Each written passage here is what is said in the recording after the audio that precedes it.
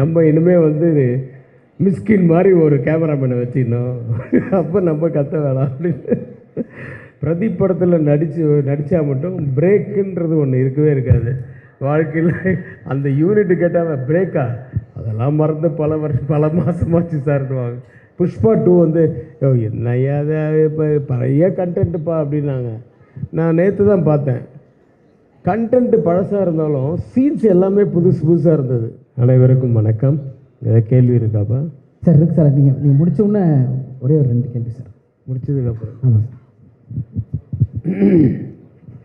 முதல்ல என் ஜாதியை சேர்ந்த டைரக்டர் அஸ்வத் அவரை பற்றி சொல்லணும். மிஸ்கின் சொன்னது உண்மைதான், ரொம்ப கராரான பேர் வழி. ஆனால் அதில் கொஞ்சம் கூட சளைக்கவே மாட்டார், கொஞ்சம் கூட டயர்டே ஆக மாட்டார். அங்கே உட்காந்துருங்க 2 வாண்டு அதுங்கக்கிட்ட கூட போயிட்டு என்ன சீனுன்றதை எக்ஸ்பிளைன் பண்ணிகிட்டு இருப்பார். அந்த சீனை வந்து ஒவ்வொரு ஷாட்டும் இந்த ஷாட்டில் இந்த டைலாக் மட்டும் அப்படி இல்லை, இந்த சீனுடைய டோட்டல் இதுவை வந்து ஒவ்வொரு கேரக்டர் ஆர்டிஸ்ட்கிட்டே சொல்லிகிட்டு இருப்பார். அதுக்கெல்லாம் ரொம்ப பொறுமை வேணும். நான் இப்போ நிறைய படத்தில் நடிக்கிறது எல்லாமே வந்து நியூ டைரக்டர்ஸ் நிறைய பேர்கிட்ட நடிக்கிறேன். ஒருத்தர்கிட்டருந்து ஒன்று கற்றுக்கிறேன். அஸ்வத்துக்கிட்டேருந்து நான் கற்றுக்கிட்டது என்னென்னா, என்னப்பா எப்படி நம்மளை மாதிரி கத்தாமல் சத்தம் போடாமல் எப்படி வேலை பண்ண முடியுது அப்படின்னு பார்த்தா காரணம் கேமராமேன். அவருக்கு பதில் அவர் கத்தினார். ஆனால் அப்போ தெரிஞ்சுக்கிட்டேன், சரி நம்ம இனிமேல் வந்து மிஸ்கின் மாதிரி ஒரு கேமராமேனை வச்சுக்கணும், அப்போ நம்ம கற்ற வேணாம் அப்படின்னு. ஸோ நல்ல ஒரு உழைப்பாளி. அவருடைய முதல் படமும் நான் பார்த்தேன். இந்த படமும் வந்து அவர் கதையை சொன்ன விதம் மட்டும் இல்லை, அந்த கதையிலே வந்து ஒரு ரொம்ப பெரிய விஷயமெல்லாம் இல்லை, ஆனால் ஒரு நல்ல ஒரு ரியாலிட்டியான ஒரு நேச்சுரலான ஒரு ஃபீல் ஒன்று இருக்கும். ஒரு ஃபீல் குட் ஃபிலிம் மாதிரி இருக்கும். எல்லாரையும் போய் சேரும். என்டர்டெயின்மெண்ட் வேல்யூ இருக்குது, எல்லாமே இருக்குது. All the best Ashwath, god bless you. அடுத்தது ப்ரொடியூசர்ஸ். நான் இந்த ப்ரொடியூசர்ஸ் வந்து ரொம்ப வருஷமாக நான் பார்த்துட்ருக்கேன். தூரத்துலேருந்து தான் பார்த்துட்டு இருந்தேன். நிறைய நல்ல படங்கள். பட் எங்கே ஒர்க் பண்ண ஒரு டீம் தான் அவங்க கம்பெனியில் ஒர்க் பண்ணது. முதல்ல இருந்தே எனக்கு ஒர்க் பண்ணது வந்து எனக்கு ரொம்ப சந்தோஷம். தேனப்பன் என்கிட்ட இருந்தார், அவருக்கு இருந்தார் வெங்கட், மாரியப்பன், இவங்கெல்லாம் வந்து என் ஆஃபீஸில் ஒர்க் பண்ணிகிட்டு இருந்தவங்க. அதுக்கப்புறமா அங்கே போனாங்க.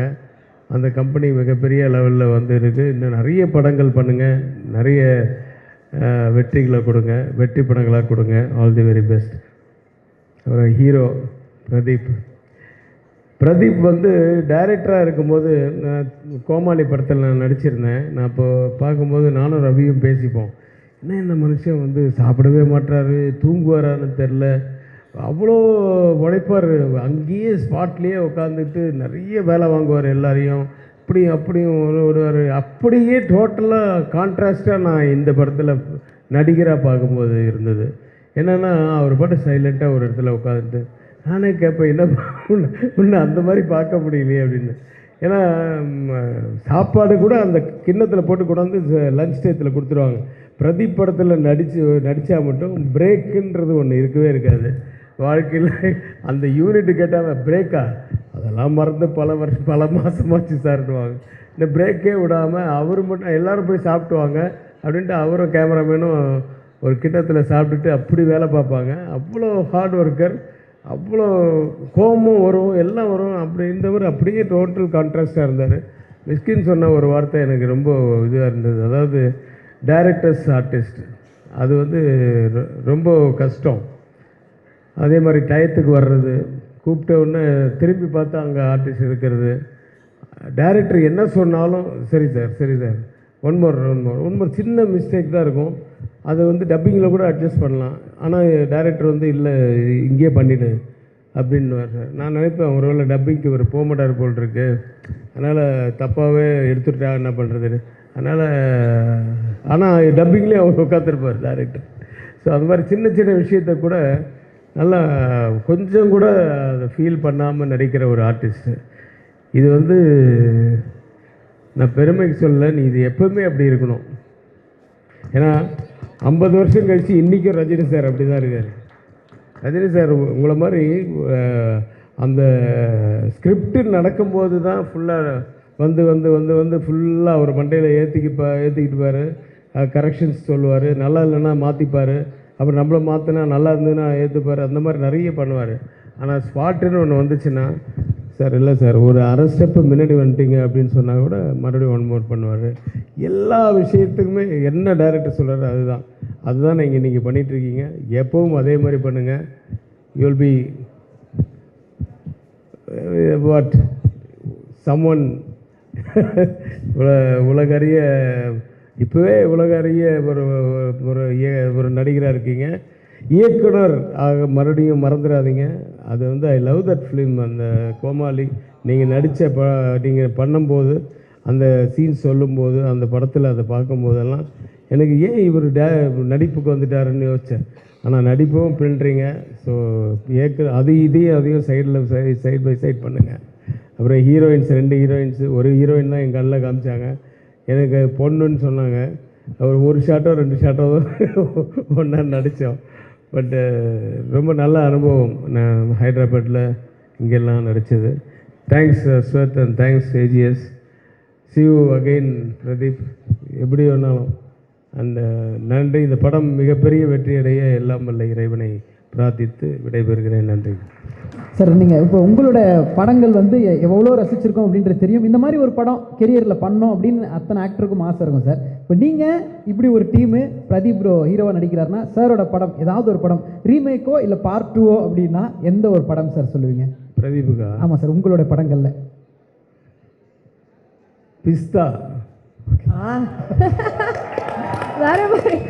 இன்னும் ஒரே ஒரு கொஸ்டின். ஸோ தமிழ் சினிமாவில் வந்து பார்த்தீங்கன்னா ஃபேமிலி சப்ஜெக்ட் அப்படின்னு எடுத்துக்கிட்டாலே எங்களுக்கு ஞாபகம் வருது வந்து என்றென்றும் நன்றியுடன் கே. ரவிக்குமார் அப்படின்ற ஒரு டைட்டில் கார்டு பார்த்தாலே சூப்பரான படம் அப்படிங்கிறது தான். ஸோ இப்போ வர படங்கள் இந்த ஜான்ரா ஆஃப் ஃபிலிம்ஸில் வந்து இந்த ஜென்ரேஷனுக்கு ஏற்ற மாதிரி ட்ராகனில் ஃபேமிலி வேல்யூ அவங்களுக்கு ஏற்ற மாதிரி சொல்லி கொடுத்துருக்காங்க. ஸோ இந்த மாதிரி படங்கள் வர்றதை பற்றி நீங்கள் என்ன நினைக்கிறீங்க? இல்லை, காலங்கள் மாற மாற அதுவும் என்ன எப்படி போதோ அதே மாதிரி தான் நம்மளும் போகணும். அது வந்து ஒரு வளர்ச்சி தான். இன்றைக்கி ஃபிலிம்ன்றது இன்றைக்கி எப்படி டிஜிட்டலாக மாறிச்சோ அதே மாதிரி அவங்கவுங்க தாட்ஸு கூட வந்து இன்றைக்கி ஆக்சுவலாக ஃப்ரெஷ்ஷாக இருக்குது சில சீன்ஸ் எல்லாம். இப்போது நிறைய பேர் எனக்கு சொன்னாங்க புஷ்பா 2 வந்து என்னையா இப்போ பழைய கண்டென்ட்டுப்பா அப்படின்னாங்க. நான் நேற்று தான் பார்த்தேன். கண்டென்ட்டு பழசாக இருந்தாலும் சீன்ஸ் எல்லாமே புதுசாக இருந்தது. அதனுடைய வெற்றிக்கு வந்து ஒரு அந்த மாதிரி கண்டென்ட் என்ன தான் இருந்தாலும் அம்மா தான் அப்பா தான் அந்த மாதிரி தான் இருக்கும். சென்டிமெண்ட் சீன்ஸ் எல்லாம் இருக்க தான் செய்யும். ஆனால் அது சீரியலில் எப்படி சொல்கிறாங்க அந்த மாதிரி சொல்லக்கூடாது. இந்த படத்தில் எப்படி சொல்லியிருக்காங்க அந்த மாதிரி சொல்லக்கூடாது. நம்ம புதுசாக வேறு மாதிரி சொல்லணும் அப்படின்னு சொல்கிறாங்கல்ல. அந்த மாதிரி இன்றைக்கி இந்த படத்தில் கூட சில சீன்ஸ் இருக்குது நான் பார்த்தது. அந்த கிளைமேக்ஸ் கிட்டெல்லாம் இதெல்லாம் வந்து ஏற்கனவே வந்த மாதிரி இருந்தாலும் அந்த சீன் புதுசாக இருக்கும், கண்டென்ட் பழசாக இருந்தாலும். So that was more important actually. அதுதான் இன்றைக்கி டெல்லிங் எப்படி இருக்கோ அதுதான் படம். அது மாதிரி அது கூட நம்ம போக வேண்டியதான். Thank you sir. Thank you so much sir. So February 21 நாங்கள் அந்த பிளாக் பஸ்டர் பார்க்க waiting sir. Thank you sir. Thank you.